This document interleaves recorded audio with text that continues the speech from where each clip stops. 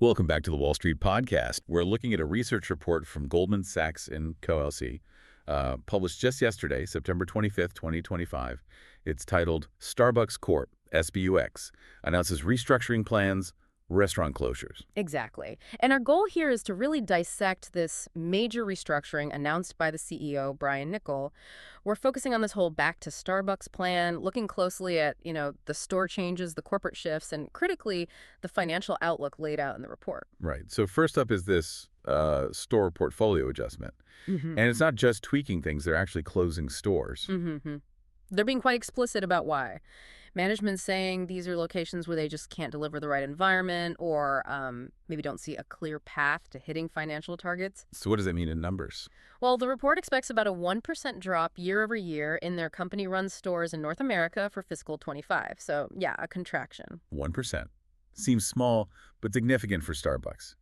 It's a pullback, but it sounds strategic, like it's meant to fund something else. That's precisely the plan. It's a short-term reduction to enable a return to growth in FY26. And alongside that, they're talking about uplifting, renovating over 1,000 existing locations. Okay, so fewer, but better stores seems to be the theme.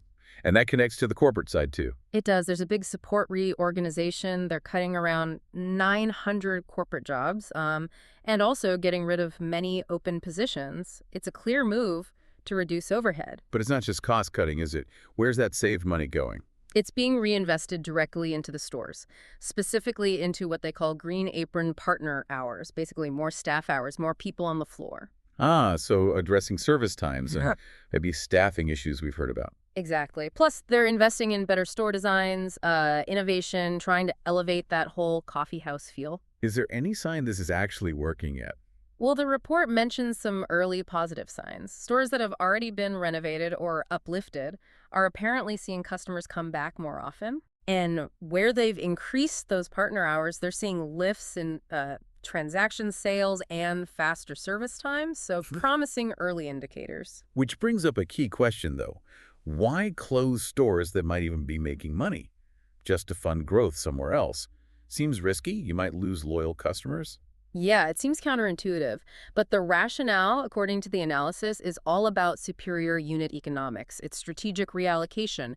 They're identifying locations that maybe they're okay now, but they don't have the potential for the really high returns they expect from these renovated, better staffed stores. So they're sacrificing some current convenience or profit for potentially much higher future profit per store. That's the bet. Trading some reach for hopefully much better performance where they choose to compete. Okay, understanding that bet, what's the biggest financial risk flagged in the report? What could derail this? The main worry is a U.S. sales recovery that's, slower than they hope for. If traffic stays sluggish for too long, that's a problem. That makes sense. Anything else? Yeah, a couple other things. If there are new cold drinks, all that innovation doesn't actually drive more people into the stores, or if the ongoing labor issues persist, even with this investment in partner hours, that could undermine the whole plan. Right, so let's flip that. If this back to Starbucks plan actually works as intended, what's the potential upside look like? The big upsides. Better than expected comparable sales growth in the U.S., obviously. Also, a significant rebound in China. That market is still crucial. And better margins, maybe from lower coffee costs, but also, importantly, if they can reduce that high labor turnover. So bringing it down to the ground level, for you, the customer, what does this actually mean when you want your coffee? Well, it could mean that one location you sometimes go to, maybe the one that's a bit awkward or slow, might disappear. That's the trade-off. Fewer options in the short term. Yes, potentially fewer locations overall for a while. But the promise is that the stores that remain, especially the ones getting investment, will offer a better, faster, more pleasant experience. So it really boils down to one critical point, doesn't it?